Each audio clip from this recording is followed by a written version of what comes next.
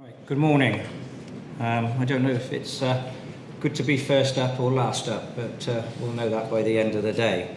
For those who don't know me, Mark Green, I'm a co-founder of Two Farmers Crisps. I also run a family farming business based in South Herefordshire. We are an intensive farm, growing root crops from potatoes, beetroot, sugar beet, cereals, maize, grass, amongst other crops. I'm extremely lucky that I took over our family farming business in around 2000, in the year 2000, when I came home from university. And I was lucky enough to be given the opportunity to farm in a beautiful county called Herefordshire. We have the very best soils anywhere in the UK, and we can grow as many different crops as you can count anywhere in the UK in one county. And I think that's something that in Herefordshire we should be very proud of. Herefordshire is much known for its agriculture, the country with most of the major employees in Herefordshire being involved in agriculture, and I think that's a hugely important part for me in farming. I saw my job when I came home on the farm to sustain a profitable family business for generations to come. To do this, I needed to be intensive, and what I strive to do while doing that is also to be intensive but run a sustainable business. The most important part of my farm is our soils. And I have to remember that I'm only a keeper of these soils for generations to come. My father farmed, and he probably looked after the soils better than I have in my short farming career. Although when he was farming, his soils was not his major priority, it was just the way he farmed that looked after them. And that's been a challenge for me, is to get back to that with modern farming. In 2001, our family farm had foot and mouth. It was a decision then that all the stock was slaughtered, and we then decided to try and farm without stock on it as we knew it.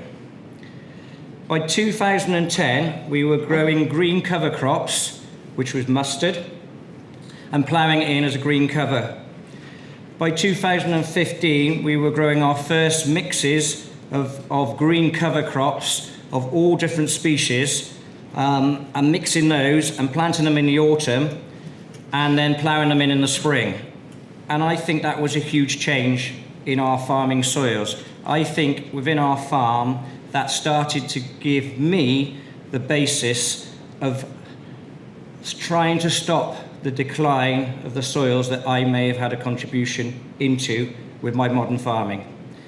So I think that was a major breakthrough in the fact that the way we were farming, that we were able to now start to put things back in and knowingly put things where my father was doing it naturally.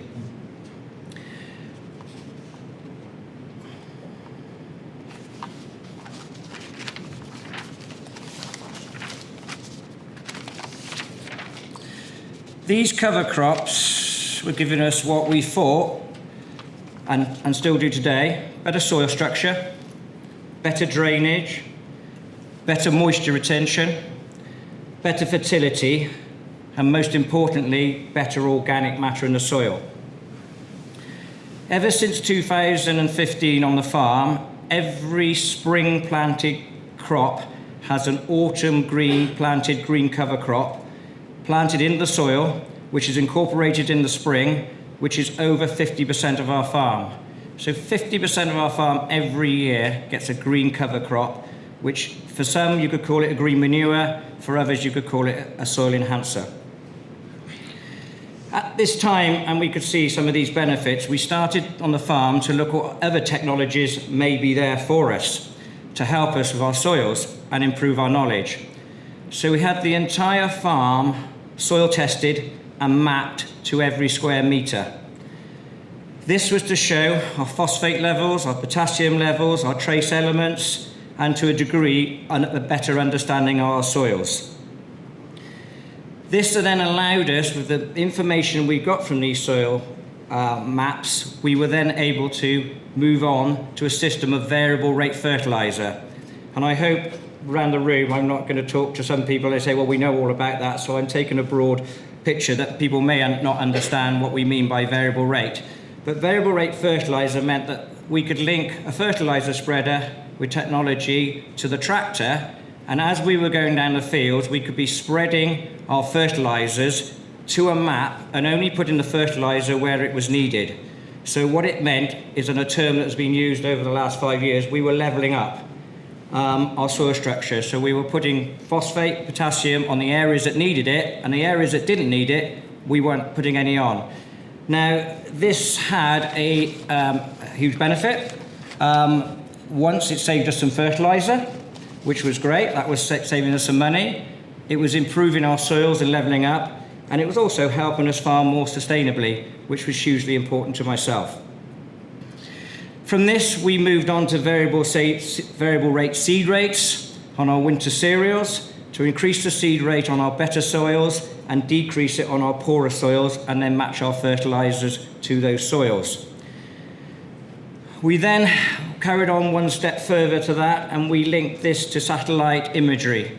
So on the farm, every spring, during the months, probably we start when cloud cover becomes clear enough in early March, end of February, every 2 weeks, we have the satellites that are going around and looking at the entire country, but we go into images, and we take images every 2 weeks of our farm. And basically these images are they are just looking at green cover of our crops, our winter drill crops, and they're looking at the green cover, and then they are then telling us how much fertiliser we need, which is nitrogen that time of year we need to put on our crops. And again, we can vary rate that. So when this image flies over, we see what we look at is just, I look at as colours, but people interpret this to green cover. And some areas, when we first start flying the farm, when we take the images, we will probably look and see bare patches in the fields or not so green.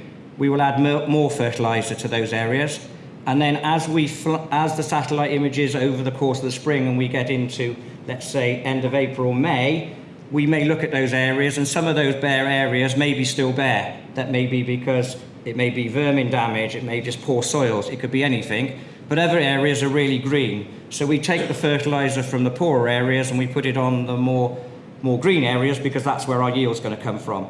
So again, we are not necessarily saving more fertiliser, but we're putting it on the areas we needed, and that is also helping our soil structure. So that was a great improvement, that we could do variable rate fertilisers. We then linked this using, the next step was to link this to yield mapping. So one of the core parts of our farming business, and although potatoes and beetroot and all the other things on the farm are the intensive crops, a lot of what we do on the farm is based with cereals. So cereals often give us a baseline of what the farm is doing, because we have a rotation on the farm, and every time we put a root crop on the farm, we then put a cereal after it. So every 2 years within our farm, we're having a cereal crop, and that helps us begin to get more information from that to work out what our soils and our crops are doing. So if you can imagine that our combine travels over 50% of the farm every year, and that combine is then taking yield maps of where the yield is in the field, and year on year we can then put these yield maps on top of each other, and then we can build a picture of the farm to where the yield's coming of the farms, because there's areas of the farm that perhaps don't yield, again from vermin, poor soils, a slope, it may be whatever it may be. And with that information, then that has allowed us to start taking out areas of the farm, and then maybe those areas that aren't producing anything are better put into pollen and nectar mixes, wild grass mixes, etc., etc. So it's given us a lot more information about where we are on the farm. Because when we grow a field of wheat or a field of potatoes, we're putting our fertiliser on, it doesn't matter. We've always in the past blanketed it all on, and we never knew where our yield was coming from, and we never knew if actually it was worth putting it on. So this information tells us that that area of the field or that area of the farm isn't worth putting fertiliser on because we're never going to get a crop, and that's going to make us unprofitable because the profitable areas will be subsidising the unprofitable areas. So that's been a huge step, and that was in our early days between 2010 and 2020. Since then, we've been moving on with more modern technologies again and again. We're using satellites again. We've now looking at our soil organic matter. Now, fundamentally, our soil organic matter is the most important one to me at the end of the day, because that retains moisture, that retains drainage, and that also carries all the minerals and everything we need to grow our crops. And that's what makes our soils so good, and that's what, as a farmer, grows good crops. So our soil organic matter is really important. Now, to test the whole farm for every metre of soil organic matter is a massive, massive task. I came across a company here 2 years ago that were adapting a system trying to look at soil organic matters from satellite. So giving a farmer a base image, they then look at that base image, and they've got the technology, and don't ask me how this technology works, but it's actually looking down at the soils year on year and constantly looking at them, and they're building up pictures now. And this year, they were able to give me a map of my soil organic matter. Now, what the next step for us to do done is to take those images, look at them, and this year we're going out and we're actually sampling that soil manually in different places, and then we're going to do a manual test on it and see how well it compares to what we call our satellite image. But if we can start producing information on the farm like that, I think that's going to be a huge help for us again in looking after our soils. The company that's doing this is a UK-based company called Groundforce, and if anybody's got the time, I think it's probably well worth a look at and understand them. I'm afraid I'm not into the technology to tell you today how that actually works.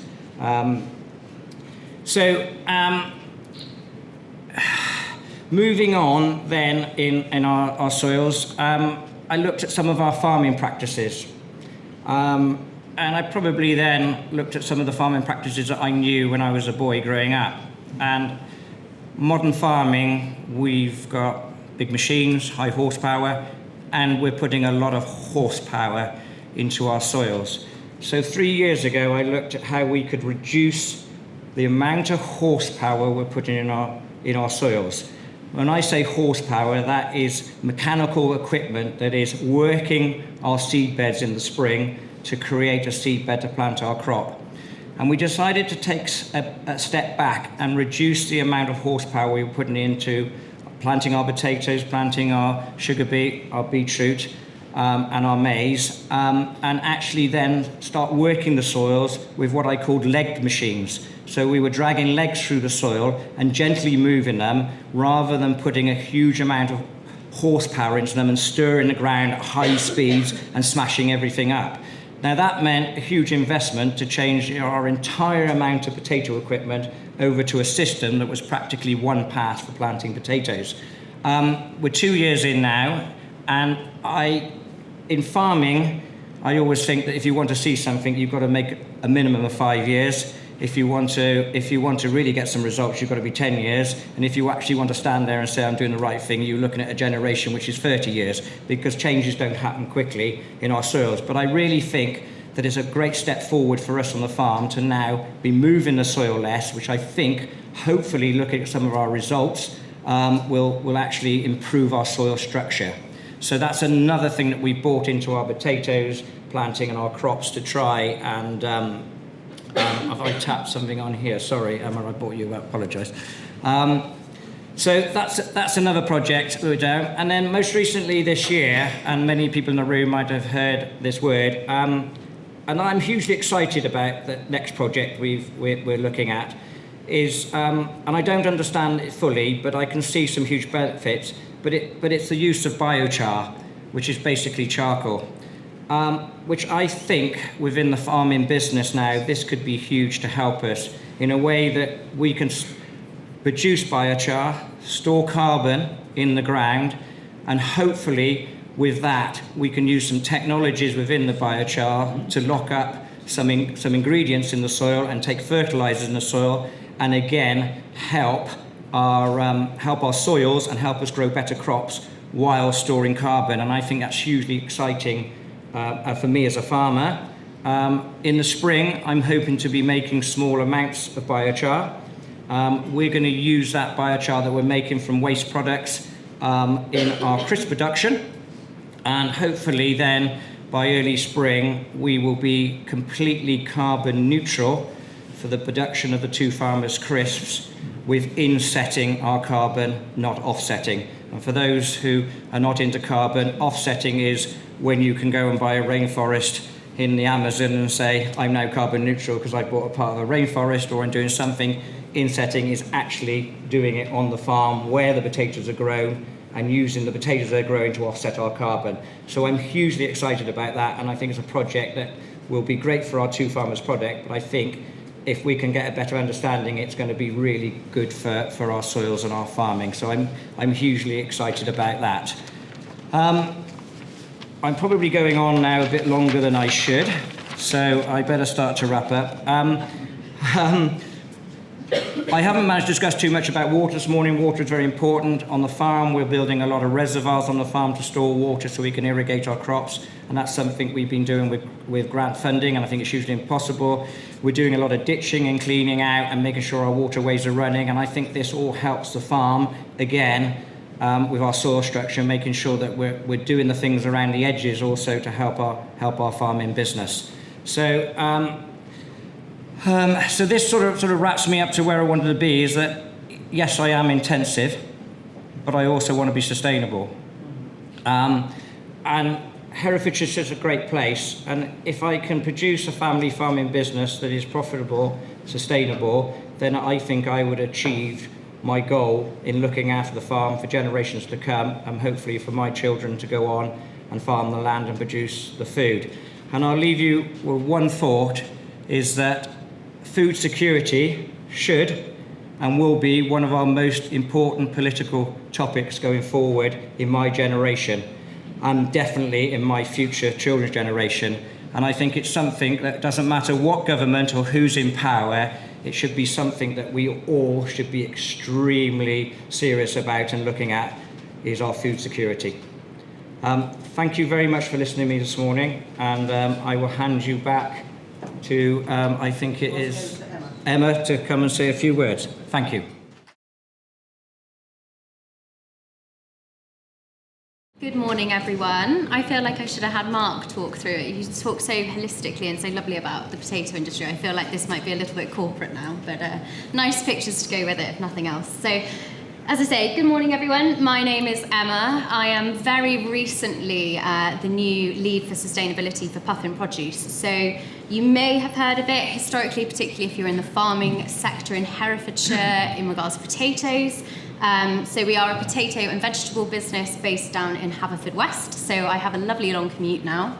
And we also have a sister company called the Pembrokeshire Creamery. So again, any ties to dairy, you may have heard of us like that. So my background is I'm born and bred in Herefordshire, coming from a family farm, and I am inherently a farm advisor and consultant who has now moved into the supply chain to see how we can take the learnings from farming and, as Mark says, the innovation that's going on farm, and communicate that to our supermarkets and our consumers to really bring on sustainability within a tricky sector, or two tricky sectors of root crops being potatoes and veg, and then dairy as well. How do we do this? There you go. So, introduction to Puffin. As I say, you may have heard of it already. It was formed in 1995, so a good while ago, by a cooperative of farmers down in Haverfordwest. And the idea was, Haverfordwest is a long way away from a lot of the main supermarket supply chains. They wanted to empower their own growers and their own sort of grower base, and they thought strength in numbers. So since then, that has always been the spirit of the company, that community spirit, that basis around Pembrokeshire. And from there, it has grown. So the sort of aims and targets of the company are definitely based around sort of community sustainability as much as anything else, and understanding that if we look after our growers and how we are producing crops, and we look after our communities, we're going to be able to do it for a lot longer. And this is important when you have a brand, because we have Welsh-based potatoes coming from Haverfordwest and beautiful imagery with that. If we are producing them in a manner which is not sustainable, is too intensive, pushing the land too hard, we're not going to have that supply of product to be then able to fulfill our customer demand. So inherently a very sustainable business, in that if we can't look after the land, we can't sell our product. So as it says, we're a team of 300 people based in Pembrokeshire. There are some outliers like myself, who's based at Carey, but mainly down in Wales. Sustainability for us as well, I've always been told, is it's not just environmental sustainability, it's economic sustainability, it's community sustainability, it's the whole picture. If one of those sort of facets is breaking down, we're not going to be able to look after the other. So we pack a lot of potatoes, as it says there, about 65,000 tonnes of Welsh, and then we also pack British as well, so a lot going on down at the factory. We also supply leeks and daffodils, and we are a very highly accredited vegetable packing facility in Wales, and that in itself opens a lot of doors for our sustainability, because we can run a very efficient factory, minimise our food waste, etc. Having recently joined the business, I'm hugely proud to be able to talk about the fact that all of our direct supply farms are all leaf assured. It's something that supermarkets demand, but it's something that we as a business also feel is the right thing to be doing. So you may be aware of the Leaf Mark scheme. It's basically a higher standard of accreditation within farming for things like biodiversity, enhancing the environment, all of those sort of things. So when I talk to our growers, there's a lot of work going on into things like yellowhammers and barn owls and feeding stations and bumblebees, and that's something they're really passionate about. So to be able to capture that and give them further accreditation that we can then go to the consumer with is hugely important for us. So when I was asked to come and speak today, it was very much to sort of bring awareness of, as a supplier or an act within the supply chain, what is our responsibility when it comes to sustainability. So Puffin is very forward thinking in regards to, they've always loved a target and getting involved in things. So I thought it would be useful to just highlight what we as a supplier have committed to. So we have 2 SBTI, so science-based targets, that we committed to.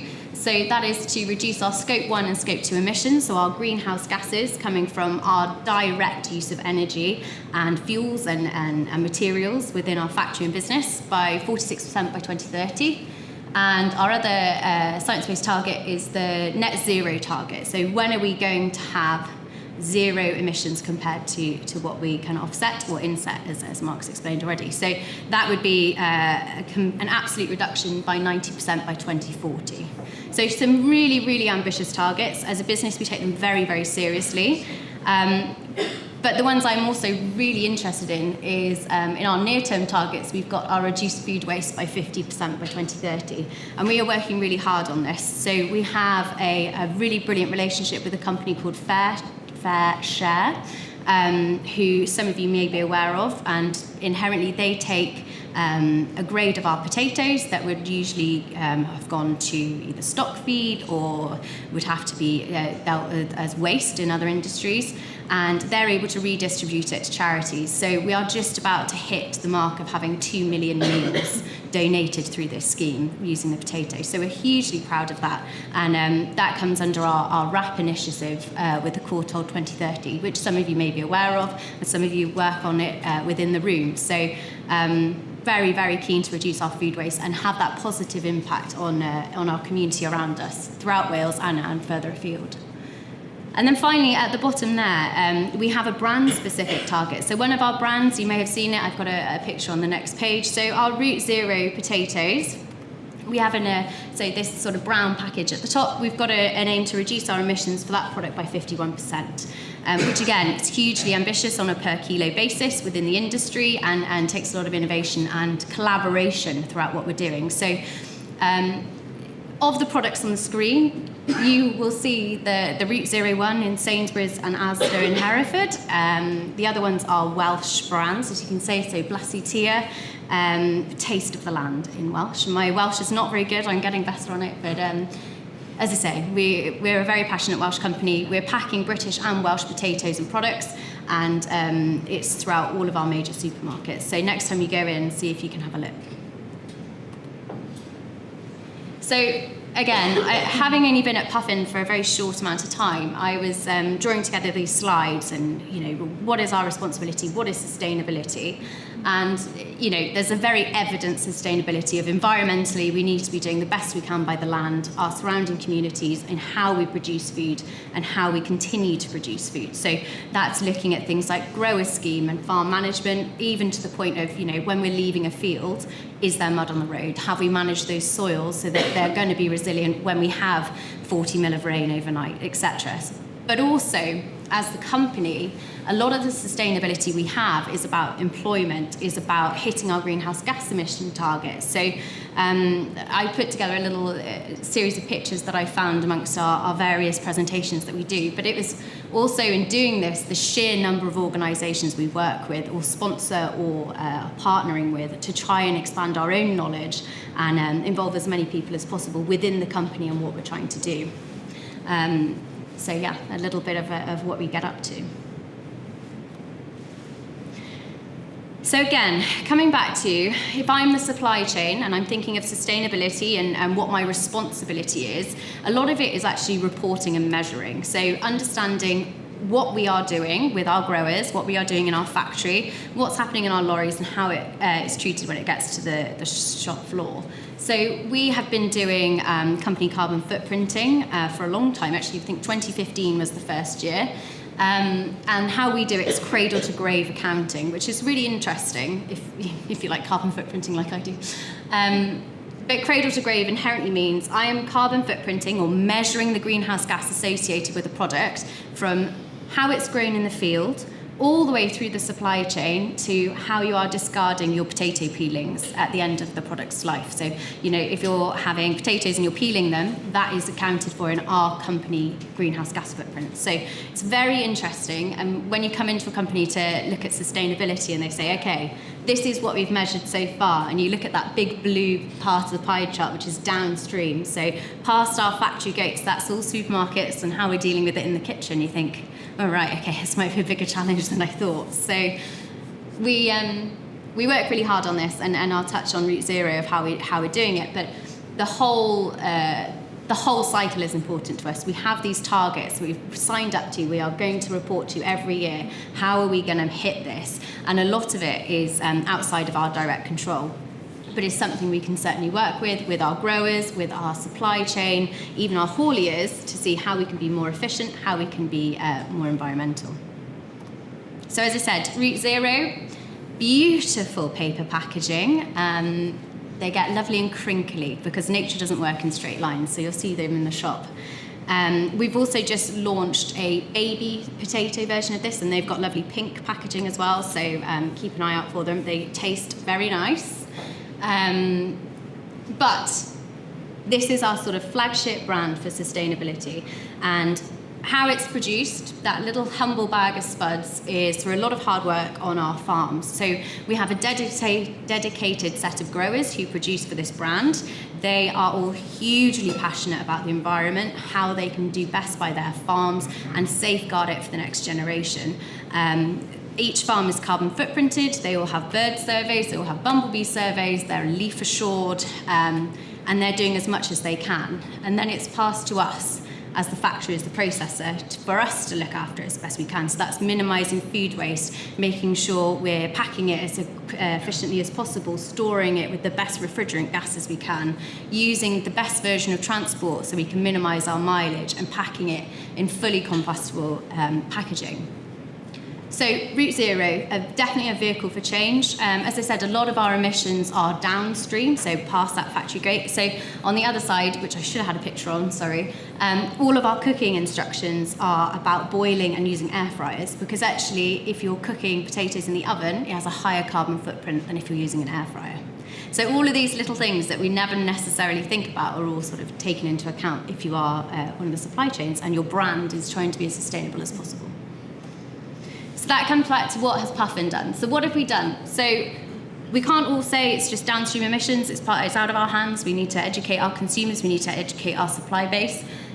we have to also make sure we're doing the best we can. So a lot of what we do is investment. We are investing in the future of the company, the future of our grower base. And so we are looking at things like solar panels. We are currently installing a methanol plant so we can reduce our diesel usage.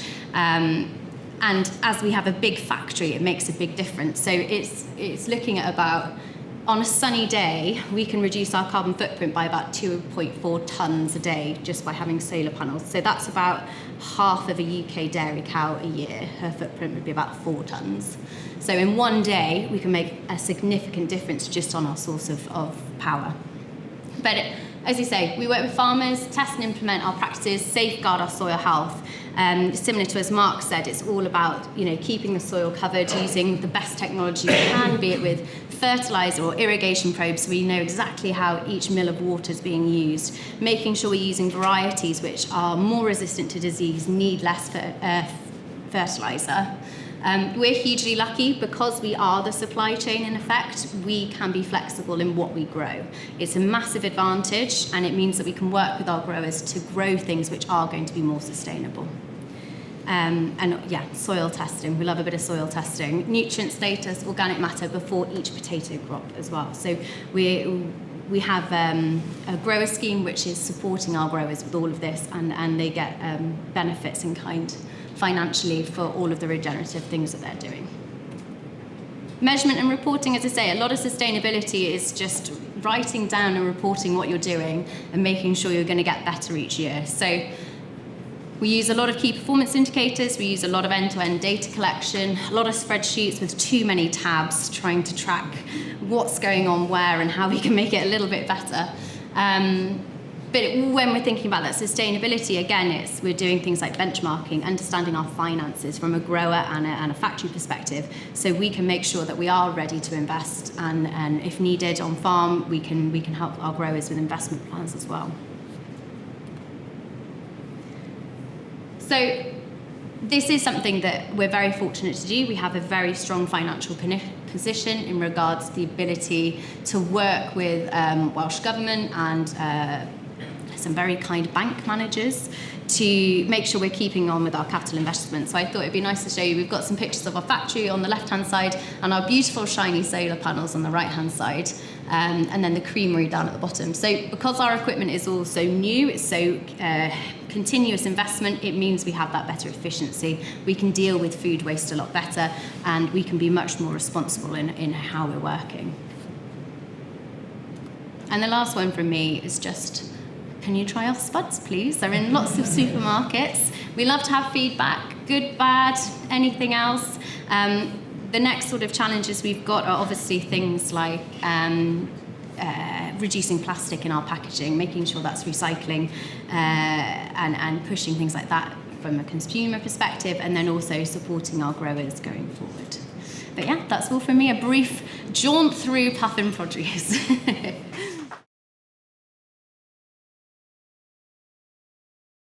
Kick on. I think we're chasing a bit of time, so I'll try and make this as brief as possible.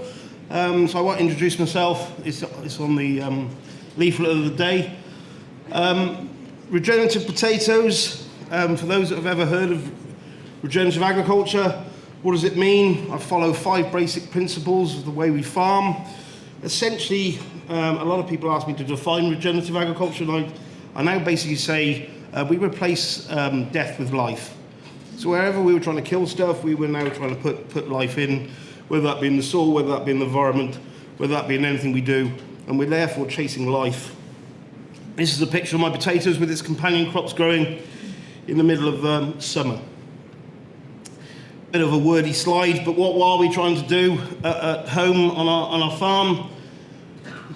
For me, reducing phosphates entering the Y is massively important. Improve our soil functionality. In other words, the way our soil actually acts. Target actual nutrition required for specific soil analysis and interpretation.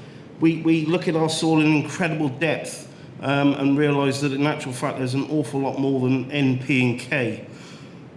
More importantly, enhance biology. Wherever we have biological systems working, biological systems actually provide nutrition to plants. And they do this incredibly efficiently. And because you can feed plants efficiently, funny enough, they don't require anywhere near the amount of water, because water is required to take all our salt-based fertilizers and create plant available nutrition. The other thing it does when you have biology and nutrition is the plant diseases and insect attack is massively reduced, because again, we're not seeing massive imbalances in the plant. So we look at photosynthetic ability of the plant, and therefore actually start to understand how we can affect this. Like I said, on the water requirement too. We do season sap analysis. We have to send sap samples across to Holland to get them analysed to see the balance within a plant, to actually start understanding the plant's actual nutrition. Sadly, in the UK, all they do is a thing called tissue analysis. Tissue analysis is essentially taking your arm, cutting it off and sending it to a doctor who will then tell you the breakdown of your nutrition. And essentially your arm's full of calcium, so therefore you've got plenty of calcium. What a sap analysis do is look for basically a blood test. So it tells you what is deficient or in excess at any time. And we know ammonia in excess will always attract insect pests. And there's things we can do to mitigate the impact of lots of our nutritional balances, whether we start seeing pest and disease reduction by doing this. And then because of our soils in the Wye Valley especially, they've got a very low ability of holding on to nutrients. I think we know this. We spoon feed rather than give large lumps. Our TEC, or total exchange capacity, is very low in our soils, and therefore the only way we can start to feed a crop well and crop properly is to literally spoon feed it in. Otherwise, if we leave it lying around, it will leach. Cover crops. Bottom picture of the sheep was the last Welsh tack sheep to be on our farm. We had to go and buy our own flock when we were trying to explain what we're trying to achieve with cover crops. Cover crops are massively important, but it's more important how we graze them and look after them. And what I'm trying to explain to people is we move our sheep away on the left-hand side and to the right-hand side.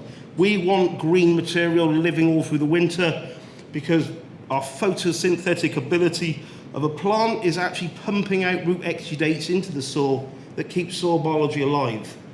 We need to feed this biology at all times. If you have brown soil, your biology dies. That becomes a real problem. So we need green plants, photosynthesizing, pushing root exudates. And of course, it's also armoring my soil. If I get big rain events, then of course this will intercept and massively help it. We make composts at home. Really important. This is what they call a Johnson Sue compost. This is all about creating my own life. This is all about creating my own biology. It's not often spoken about in farming circles, the reason being nobody's making any money out of it. It's very easy to sell a product. You really need to make your own biological compost, because what you're trying to do is generate your own indigenous microorganisms.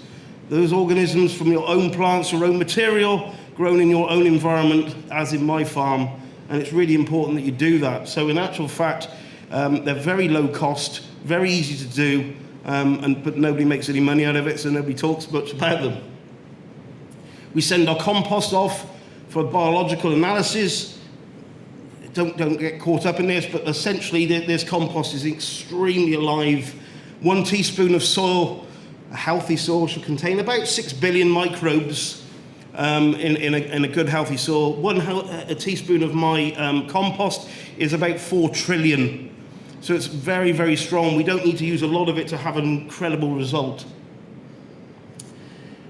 When we plant anything, so Mark talked about planting wheat, we make sure that we plant on the green wherever we can. So essentially we plant our crops into cover crops.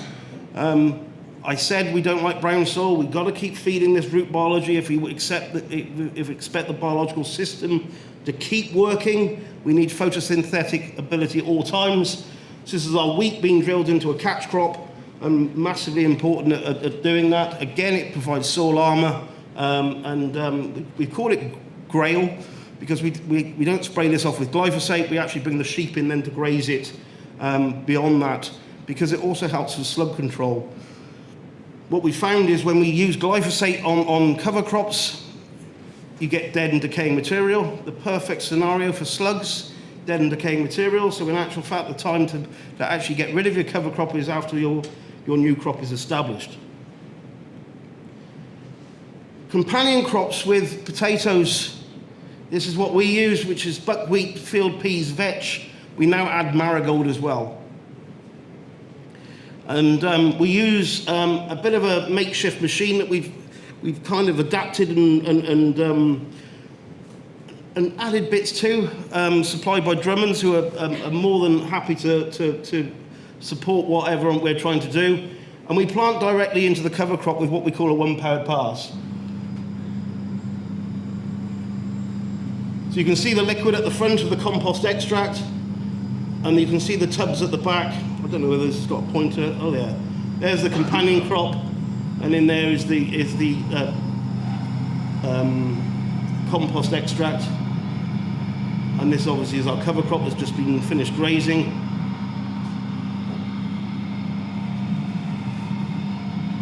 And it's quite surprising considering when we used to grow potatoes, when my father was growing them, I think it was plough, then a power harrow, then a bed former, then a bed tiller, then a de-stoner, then a planter. Is all being now replaced by one machine. And those on the back there is actually creating little ridges to stop water flow. What it looks like here is a video of the actual companion crop dropping in with the potatoes.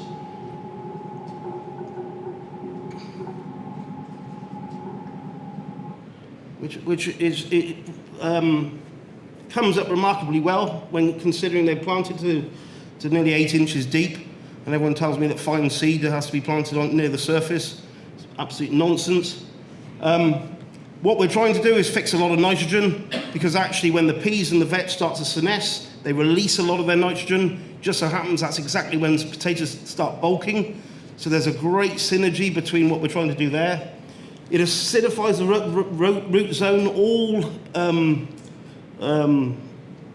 legumes acidify the root zone. That's fantastic if you're trying to get a potato with a decent scab finish, but it also liberalizes phosphate. So it brings all the phosphate that's in the soil to the potatoes. So in actual fact, we start using up what's in the soil. The other thing it does is extra nuptial nectarase. Essentially, it actually leaks nectar through all of its plant shoots and stems pre-flowering. So it brings in beneficial insects massively early. So if we get an aphid attack in the potato crop, the beneficials are there from pretty much the point of emergence. So it's a multi reasons for planting these companions. Also, like I said, this is what our potato crops look like. Whether that be the headland or actually within the field or even around the field. Wherever we can bring beneficials in, it's really important. Just a simple observation photograph. The regen potatoes staying greener on the left on the right hand side to that on the left. So that's the difference between compost and our companion crops, all helping to keep this was in 2022 when we had that enormous drought where everything pretty much died. It was rather quite amazing to see how natural nutrition was keeping our potatoes alive for much longer. Harvest and storability, really important potato storage. Obviously most of them are harvested September, October, November, mostly October, let's be honest, hopefully, unless you have a year like this year. But storability is really important if you're trying to supply the supermarket right the way through to the following year. And if you've applied natural nutrition, funny enough, the potato's far more balanced, far more happy. You're far less open to bacterial rots and breakdown in the store. So you get much better storability. And the yield we see is when we put them side by side, if you look at the statistical analysis, there's very little between either crop, whether we grew conventionally or not. This is a bit wordy, isn't it? I apologise, but basically it's a study we looked at, looking at carbon release out of the soil on every application we did on a conventional and what we call potato light. So that's like the easy part of regen. So we're taking a lot of the single powered pass, but perhaps not planting the companions, and then the full regen. And essentially, the most important thing is we bury these porous pots in our soil, and these pots collect all the water that's going out of the root zone, essentially into the groundwater and eventually into the river. And what was really exciting was we saw a massive, massive reduction in phosphate hitting beyond the root zone, you know, over a 10-fold reduction. So that was really important. But more importantly, cost of production of the potato was 111 in the conventional, and we've got it down to £46 a tonne. So all of a sudden, profitability for us as farmers makes the job certainly more viable. We always chase yield and very rarely chase cost. And sadly, we need to be doing both. But certainly chasing cost is probably the... I'm not even sure whether I don't know, Mark would know better, whether we're actually increasing yields anymore or whether we've almost plateaued like we have with wheat and pretty much every other crop. I think, you know, we're pretty much there. I know in the Fen we're growing about 70 tonne a hectare of potatoes, but we've tried everything to grow more. We can't. Pardon? Like to. Yeah, like to. And a little bit of exciting thing is I've got a portable CO2 flux tower that I'm able to take around all my potato crops and look and measure and things. And what was rather quite exciting, for the first time ever, I grew a potato crop that actually sequestered carbon. So I was pretty proud of that. And that's that. Hopefully caught up some time.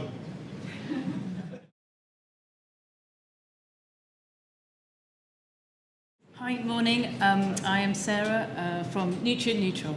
I run a consultancy which says what it does on the tin. We have been working for the last 4 years on nutrient neutrality across the whole country, from Kent, Somerset, up to Cumbria.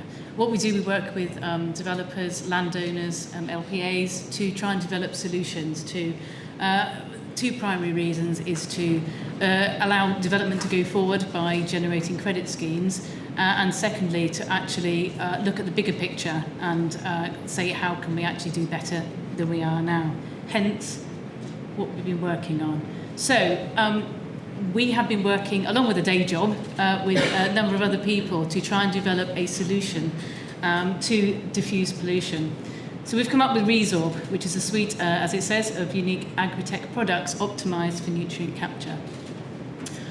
Our vision is to help reduce diffuse pollution. With the best will in the world, all our fantastic techniques that you're implementing now, there will be some loss to water courses via land drains, etc., runoff.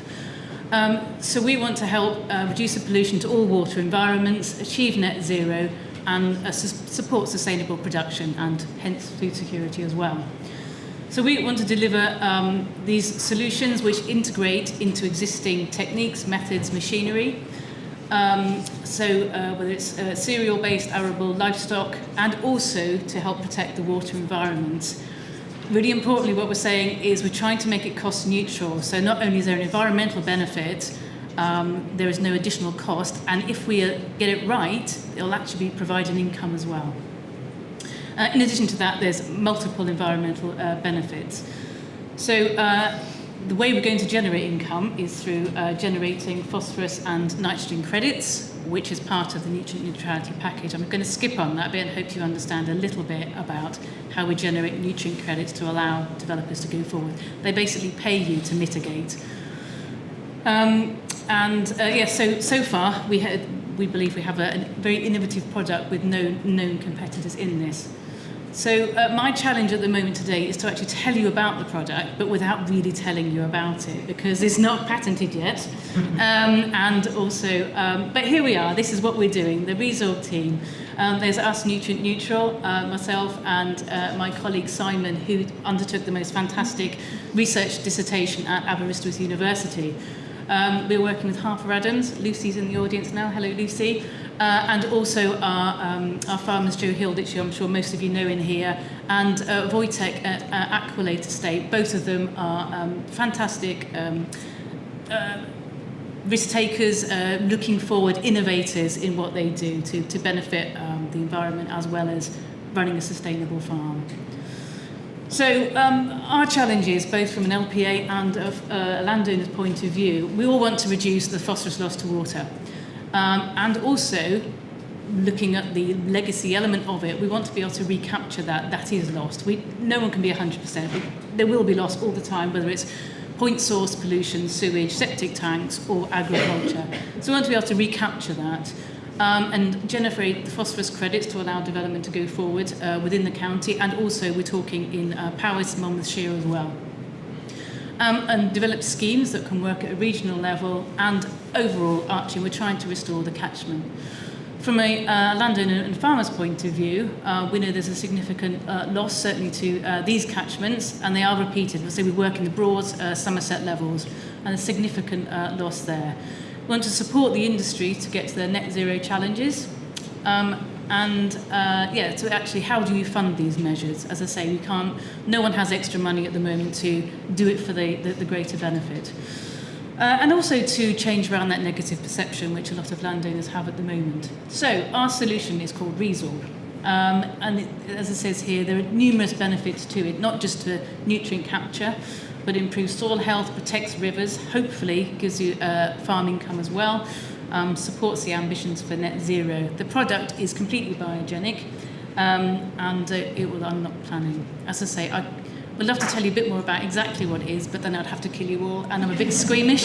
So it'd be obvious that it was me as well. So where are we so far? In 2023, we're working with other companies who have developed some more technical products in this. We had a successful application to the Aber Innovations Catalyst Fund, and we have a current research project at the moment in Aberystwyth. This is our proof of concept to material screening. So we've looked at lots of different potential materials to make this, and we've narrowed it down now, and we've had some really fantastic results in the last few weeks of this. So it commenced in June. The precursor to this, so we've taken an existing product that has now had its patent submitted, and this is what we're taking and making it better to really focus on nutrient capture and nutrient use efficiency. We've got additional grant from IUK as well to support our R&D project, and we were successful in our main application to the new Farming Futures Nutrient Management Fund that DEFRA has announced. So this is, as I say, in collaboration with Harper Adams and local farmers as well. Where we are, we need to raise match funding by the beginning of January, and then we can actually start the project on the 1st of January. And I know Hereford Council, thank you, are looking at whether they can support us in this. So what actually does it do? Can be installed, put into the soil using the existing farm machinery. What we do know at the moment, for example, we can use a dual hopper, a seed drill, and have the seed and our product going into one. So it's a special formulation of actually how to do that. What we're really interested in, I think very pertinent to here, is what we can do for legacy. The idea is it can actually, we have high P indices, so high low phosphorus is actually capture that and make it available for plant use in the future. And what we want to do possibly is part of this bigger project is look at how we can make the total phosphorus that isn't available yet available to plants as well. So yeah, as I said, you can use with standard equipment, so that's really key. And I really like your machine. I'd like to come and try that, whether it can do that. So for obviously water, it can be, what we're looking at is actually how we can apply this to water courses and open water bodies as well. For example, using floating wetlands and open water bodies, that could be an idea. In Hereford particularly, we have a lot of quarrying. We have open water bodies where we can actually use this and recapture it. So we are considering lots of different designs, potentially use it at the really small sewage treatment works as well, where it doesn't make sense to use chemical dosing to reduce that, or the wetlands aren't viable. We could potentially install these there as well. And then once it's spent, this can be then applied to the soil as a fertiliser and amendment, and that's when we can claim our carbon credits as well. So for livestock as well, we are looking at how this can be applied as bedding or into slurry or into AD liquor. Again, it won't completely nullify the potential leaching, but it will reduce it. And what we want to work on is exactly how much we can reduce that by. Yeah, so we can mix it, say, into the AD and slurry before spreading. And yeah, it obviously reduces ammonia emissions as well, so multiple benefits. You can all read, but what we're trying to do is do a win-win-win where we all benefit from it. So obviously farmers improving exactly what we're working on, you talked about this morning, but say primarily actually making it cost beneficial. For the supply chain, reducing the Scope 3 emissions, which is obviously looking at how we reduce those carbon and greenhouse gas emissions. Obviously supports regenerative agriculture, and then for the environment increases resilience and really looks at restoring our catchments through improved water quality, etc. So, as I said, we have going forward into our hopefully next stage with our IUK grant. We love, there's a couple of comments from the assessors, so it's a national competition. Very proud, we scored 85%, which I think is good at our first attempt really without support. So we're really, really supportive of this, and what we're looking at, we need to raise 175 to 200,000, and we're looking at seeking financial contributions for a wide range of people. We're looking at talking to water companies, retailers, and local authorities in these different areas to support us. And that's it. So any questions, do come and talk to me.